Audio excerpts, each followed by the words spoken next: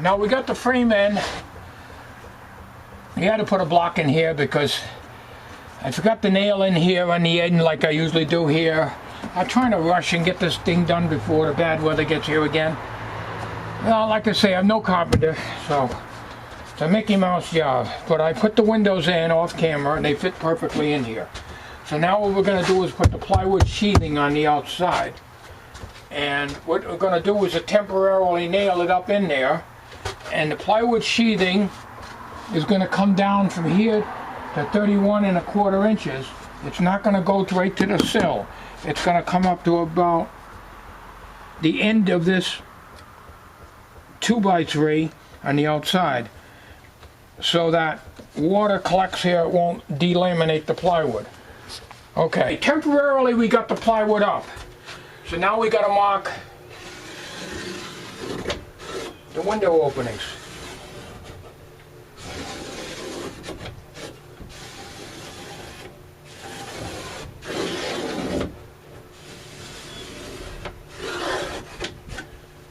And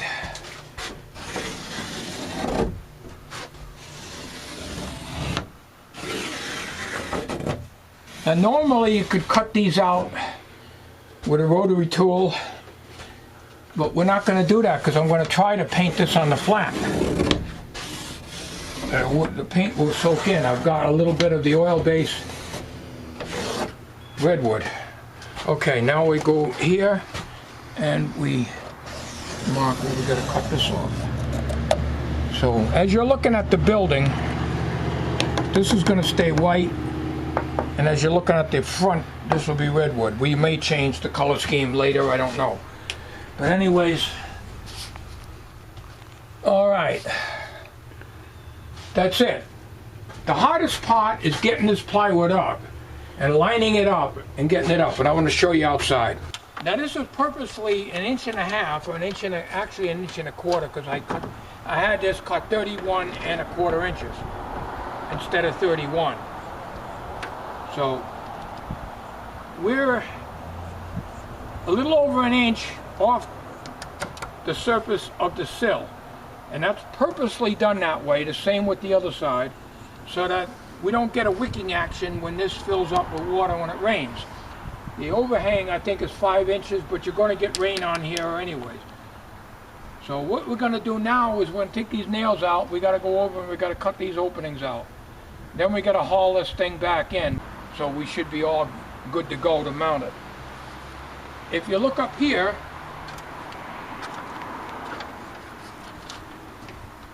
this is 3/4 inch fascia here, and this is 1/4 inch. So we've got a 1/2 inch, which is perfect. This is the way I wanted it. So there was a decision between the wife and I as to whether we want to do redwood here or whether we want to do white here, or whether we wanted to go with the beige like the trailer has. So right now we'll just do redwood because it's the only paint I've got that's oil-based, and you can't get oil-based anymore, at least wise, in solid stain. I haven't been able to find it. They got this so-called latex oil junk, which does not protect the wood at all. See, what happens is the plywood, it gets a crease in it. Now that wasn't there, that was smooth like this one. So we don't want that to happen because I'm not planning on putting any siding on that. This is going to be the face right here. All right, I got to get to work. This is ridiculous. You know, guys are lucky you don't have to work under these conditions. Look at this. Look at this crap.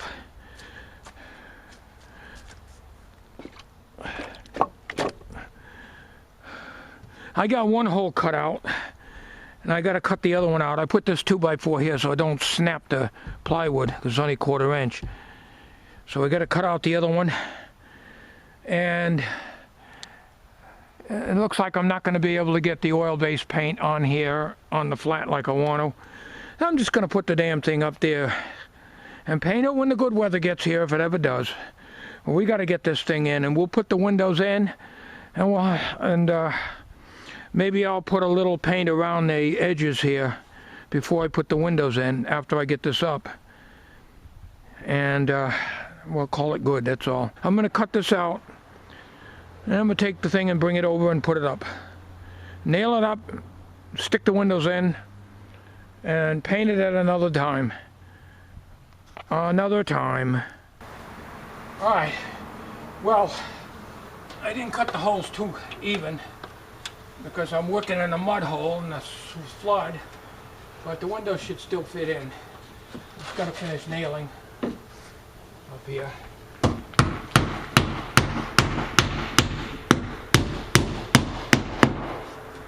And I managed to save the bottom piece when I cut it without having to break by using that 2x4 to hold it from cracking in half on me. And as you can see, on the outside they're in balance. 9.5 inches from here to here, 9.5 inches from there to there. Well, actually it's 13 on the outside. 13 inches on the outside, and 9.5 from the inside of the 4x4. So I couldn't, because the skies look threatening, I wasn't able to get my redwood on here. So what I plan to do, if it don't rain, before I put the windows in, is to just go do the edges. Then put the windows in. When the better weather does get here, then I'll just paint around it and put the trim. Now I got some roofing nails, and that's what they usually use. Got them from Home Depot, and that's what they usually use to put the windows in, according to the Home Depot. And I could use sheetrock screws, but the holes in the flanges are a little bit big, and you need a big head screw, nail. So we're gonna do that right now. Catch me on the other side here. So not easy carrying this up the ladder without breaking it. And let's see, this is the bottom. These windows are sliders, so we got to make sure we mount them correctly. There is a right way and a wrong way to mount these.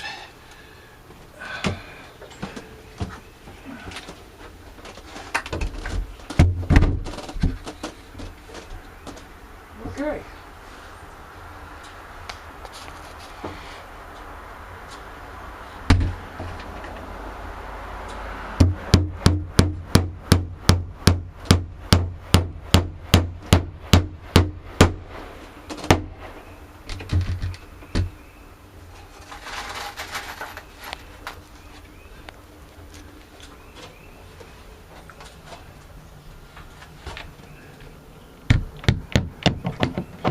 I might have to use screws on this.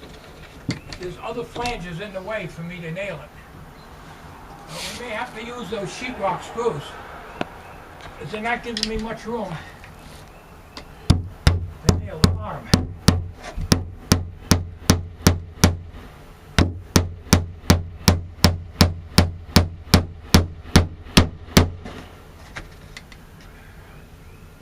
I'll try to get as many as I can in here. We use every hole.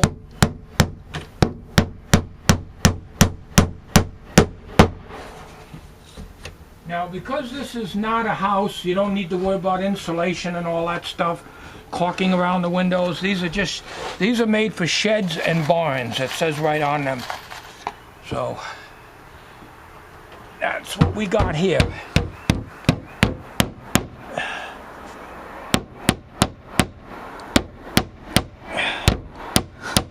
Very hard to nail. Bend the nails over unless I do it two-handed. As long as the job gets done. That's why I pre-drill, but of course I couldn't pre-drill with this.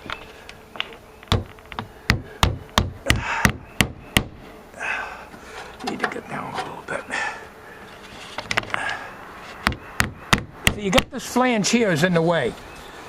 I don't know why they have to have that in there.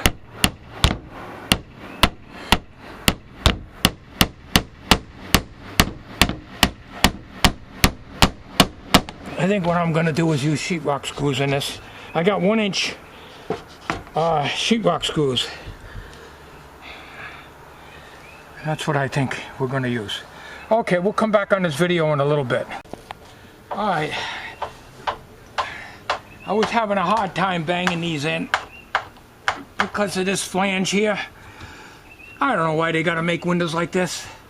When I bought these, they were in the package and I couldn't really tell. I knew they had this flange. You have to have the mounting flange, but this damn thing, you know, it doesn't give you any room to swing the hammer. So we're using these. These are 1-inch drywall screws. And we're doing it by hand because I don't feel like getting the drill out and doing it. And most of the time I try to use the driver and I end up stripping the damn screw out or the bit out anyway, so I'll do it by hand, and there ain't that many that has to go in there. Now what I'm going to use on the top of the window, they fit good. The holes are oblong, not these covered up pretty good, these heads. What I'm going to do on the top of the window is use the roofing nails, and on the sides and on the bottom I'll use these. That makes it a lot easier. We're kind of working against time here, you know. We don't know what the weather's going to do, and you know, you see how close I am? My screwdriver's right up against this. You know, I got this almost 1-inch space here. I wish these damn things weren't sticking out so damn far, but that's the way they're made, and that's, you know, that's perfect. You don't need any caulking in there because it's only a porch, mainly to keep the snow from blowing in, and we get these blizzards, and we'll be getting a lot of them. Now up here you can see I've got one of those roofing nails, but I've been, especially down at the bottom, I'm having a hard time nailing because I got this here and I can't get a good swing on it, and I always bend the damn nails over. I hit them with short strokes, 2 hands on the hammer, like a little kid, but that's not too bad. Okay, that's done. Alright, let's make sure we're right side up here. Yep. Now on here, we're going to use the flathead roofing nails, galvanized. And on the sides and the bottom, we're going to use the 1-inch sheetrock screws, the black ones. There's no insulation in here anyways, caulking and stuff like that, because we got a good overhang on this, and it's not a house, as I said. Here we go.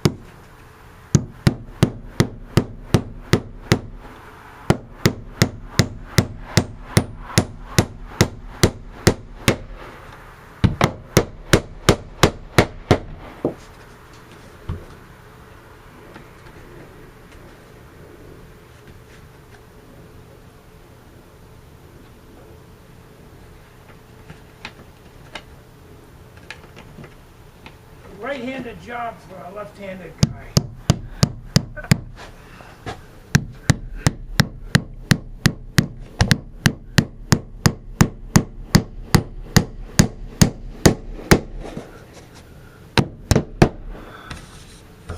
Things in the way all the time. Okay, we'll finish up after off camera.